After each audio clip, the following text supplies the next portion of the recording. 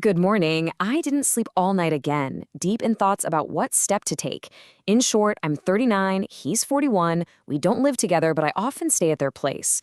A workaholic, a man who lived alone, able to do everything himself, that's what attracted me. A homemaker, taking care of his home. He smokes weed. At first, he also used sedatives, because of which we quarreled a lot and it came to aggression on his part. He became a different person from the sedatives. He stopped them at my request. I thought that everything would be fine now, but it turns out that he gets annoyed every time I touch the phone. I participate in many groups and I constantly have a signal on Viber that someone has written, and he freaks out. Even though I often show him, he still seems jealous and doesn't trust. I didn't give a reason. I wanted it a long time ago, 20 years ago, but it didn't work out. And now that we've been together for 2 years, I feel like I'll forgive everything. But I shouldn't, and I want him to respect me and have boundaries. The thing that kills me is that with every small conflict, he swears at me with obscene words, and for him this is normal. I get angry and we don't see each other for days until he takes pity on me, and this repeats itself. What should I do? Wow. You can just feel the exhaustion and the pain in those words. It's a situation that sounds so incredibly trapping, so confusing. And while this is one person's story, it really speaks to a struggle so many people face. What do you do when the relationship that's supposed to bring you peace brings you chaos instead? So in this explainer, we're not just going to look at the problem. We're going to take it apart, piece by piece. We'll map out the patterns, understand what's really going on psychologically, and build a clear path toward getting that respect and stability back. That sleepless night, that question, what should I do? That feeling of being trapped, or as they put it, emotionally killed by conflict, that isn't just drama, that's data. Seriously, those intense feelings are signals, kind of like a warning light on your car's dashboard, and they are screaming that some of your most fundamental needs are not being met. And I want to be really clear about this. Feeling constantly drained by a relationship is not a sign that you're weak, not at all. It's a diagnostic tool. It tells you that your core requirements for just feeling okay, the need to feel respected, to have peace, to feel safe, are being broken over and over again. Understanding this is everything. It's what helps you shift your thinking from what's wrong with me to asking, wait, what's happening here that is just not acceptable? What often feels like just an endless series of random, chaotic fights, it usually follows a very predictable pattern. It's not just one bad argument after another. It's a self-perpetuating cycle, a loop of emotional instability, and the key to breaking free from it is to first see that loop for exactly what it is. So what does this cycle look like? Well, here are the hallmarks, and you can see them plain as day in the story we just heard. First, you have aggression during conflicts, in this case, verbal abuse, cursing. Second, there's control and jealousy over personal communications, like the partner freaking out every time a phone notification goes off. And third, and this is the most crucial part, you have this repeating pattern. There's a conflict, then there's distance, and then there's a reconciliation that totally ignores the real problem. And that, right there, guarantees the whole thing starts over. And this just lays that pattern out perfectly. Step 1, a small conflict pops up. Step 2, it escalates into verbal abuse.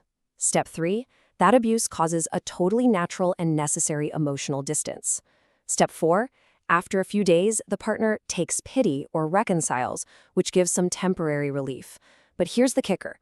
Because the underlying issue, that lack of respect, was never fixed, the reconciliation just resets the whole cycle. It's a guarantee that it's all going to happen again. So how do you stop the loop? How do you get off this emotional merry-go-round? This is where we pivot. We stop analyzing the problem and start building the solution. And it all begins with boundaries. The critical shift here is to stop focusing on trying to change your partner's behavior and start focusing on defining what you will and will not accept in your own life. So what is a personal boundary really? It's not a threat. It's not an ultimatum. It's a calm, clear declaration of your own rules of engagement. Think of it like a property line for your emotional well-being. It's not about controlling somebody else. It's an act of self-respect. It's you defining the space where you can feel safe and honored. And just look at the contrast here. It's so powerful. On one side, you've got the current reality described in the post: verbal abuse, control, zero trust. And on the other, you have the healthy state that a boundary is meant to protect: respectful communication, personal freedom, mutual trust. Setting a boundary is the act of building a bridge from that first reality to the second. Okay, so knowing you need a boundary is one thing, but successfully putting one in place, that's something else entirely. It takes a specific set of skills, and it really takes a commitment to action. So let's break down exactly what those actionable steps look like. All right, here's a simple 3-step guide. First, communicate clearly. And this is so important. Do it during a calm moment, not in the middle of a fight. Just state your feelings and your needs directly. Second, be consistent. If that line you drew is crossed, you have to follow through with a consequence every single time.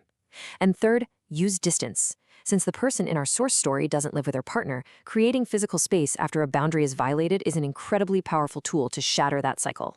This right here is a perfect example of a clear boundary statement.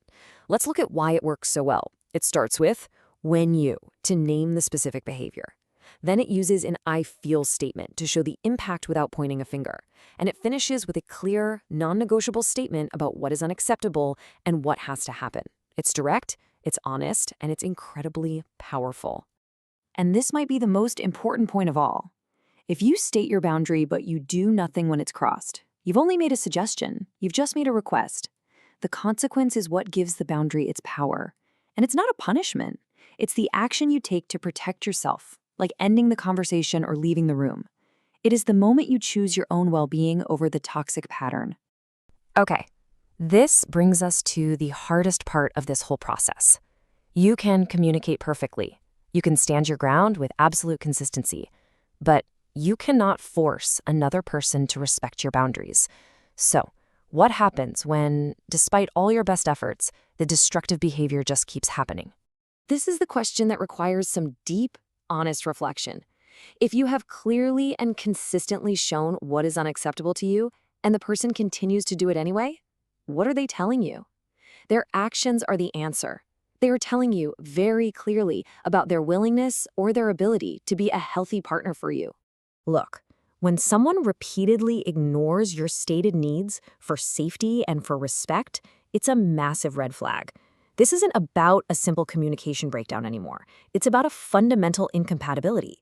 This is critical data that you have to take seriously when you're evaluating if this relationship is healthy and viable in the long run. And that leaves us with this final core idea. We often hold on to relationships in the name of love. We're taught that love conquers all. But the truth is, love cannot thrive on a broken foundation. Without that bedrock of respect, trust, and safety, any relationship, no matter how much love is there, will eventually just become a source of pain. So the final question isn't, do I love this person? It's, can we build a foundation of respect where that love can actually grow?